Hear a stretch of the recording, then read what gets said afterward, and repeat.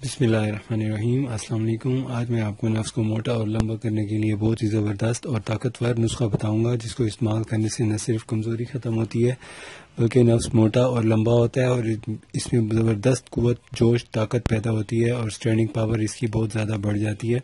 اس میں جو اجزاء استعمال ہوتے ہیں، اس میں جو انگریڈینٹس استعمال ہوتے ہیں، وہ میں آپ کو بتا دیتا ہوں کہ کیا کیا اس میں استعمال ہوگا۔ سب سے پہلے اس کے اندر استعمال ہوگی، یہ دیکھیں، یہ جونک ہے، جونک استعمال ہوگی۔ یہ ایک طرح سے خشک قسم کا ایک سکین ہوتی ہے، اور یہ حیوانی سکین ہوتی ہے، وہ اس میں استعمال کی جاتی ہے۔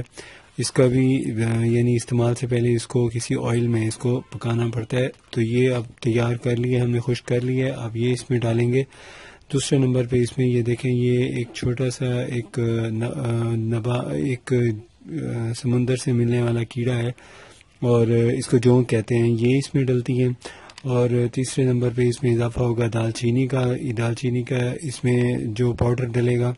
چوتھے نمبر پہ اس میں ڈلے گا یہ لونگ کے یہ دانے ڈلیں گے، جن کے اوپر یہ دیکھیں، یہ چھوٹی سی وہ لگی ہوئی ہوتی ہے، کیا یہ کالی مرچ کے دانے جیسی اس کے اوپر ایک پھل لگا ہوتا ہے، یہ اس میں استعمال ہوتا ہے۔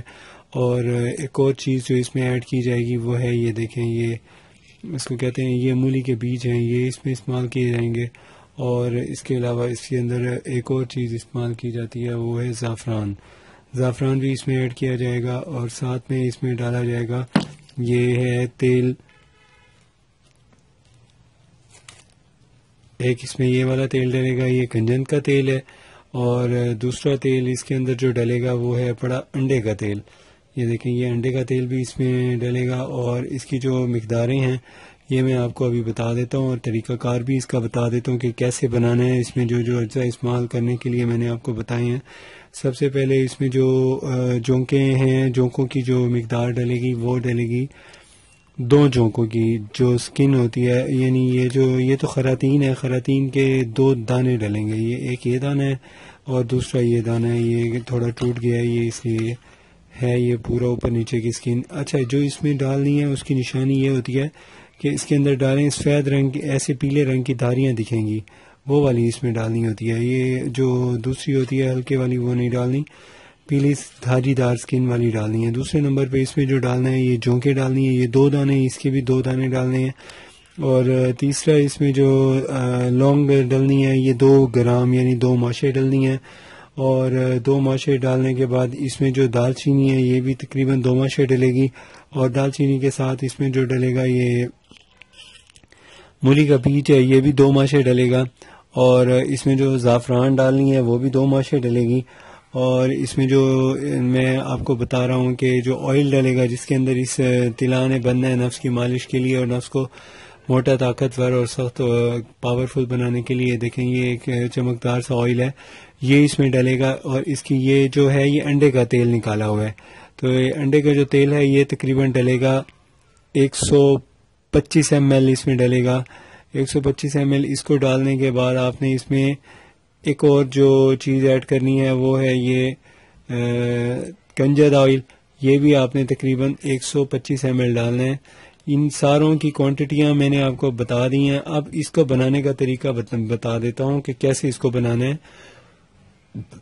سب سے پہلے اس میں 2 بڑی جونکیں لینی ہیں، جن کی پشت پہ رنگت زرد قسم کی جو ہوں وہ ڈالیں، اس میں روغن کنجد میں ڈال کے ہلکی آنچ پہ پکا لیں۔ جب خود پک جائے اور یہ جل جائے تو اس کے بعد آپ نے اس کو کسی لوہے کے کڑچھے میں ڈال کے نرم آنچ پہ اچھی طرح پکانا ہے، اور یہ جب پکانا ہے نا، اس کے اوپر ڈھکن رکھ دینا ہے، ڈھکن رکھ کے پھر پکانا ہے۔